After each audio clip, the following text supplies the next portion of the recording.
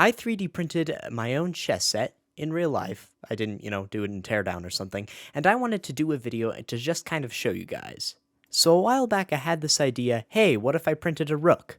And then I'm like, while I'm at it, why don't I just 3D print an entire chess set? So let's get right into it, and be sure to comment down below and tell me any kind of feedback you might have. So starting with the king, as you can see, it has a pretty basic top part here. It's got like a pretty round head, a pretty small torus up top, and those little pretty standard pegs up there, just to kind of give it a rough look of, your stereotypical chess king. Also, the proportions you'll be seeing today are actually taken from this Polish wooden carved chess set that I have.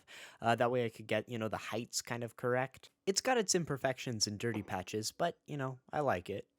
So next here we have a pawn. I know it's a pretty simple shape, but I think it's pretty cool. It's just this kind of like abstract piece. You're going to notice this a lot with the pieces of my chess set. They just kind of have this like kind of mix between literal and abstract design. Understandably, I believe this was my fastest print. I don't think it was longer than like 3 hours. For our third piece here, we have the bishop. That does look like a baby bottle. I didn't notice until it was already printed. I definitely think the most notable part of this piece is the little trench in the top. It isn't very deep, but it's unique from the other pieces in that sense. Oh my goodness, I wonder how long I have before dirt gets in there. Here it is, y'all, the piece that started it all, the rook. Now, it is a pretty plain kind of piece from the bottom, but once it gets near the top, we get these fun little ridges and stuff that I put together in Blender, and it is definitely one of the more abstract ones, because like I said before, very lacking as far as detail is concerned in the lower portions of it.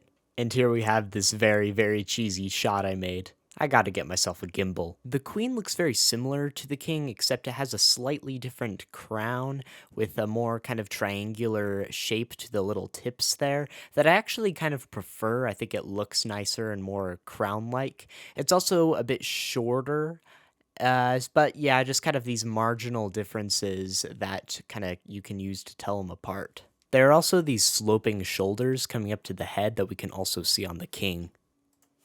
This is probably my favorite piece of all of them. My friend gave me the idea, and I basically just kind of modeled it. The idea was that the kind of chess knight that you see in lots of different chess sets kind of has this sort of like flow to it. It's like a big swooping kind of arc.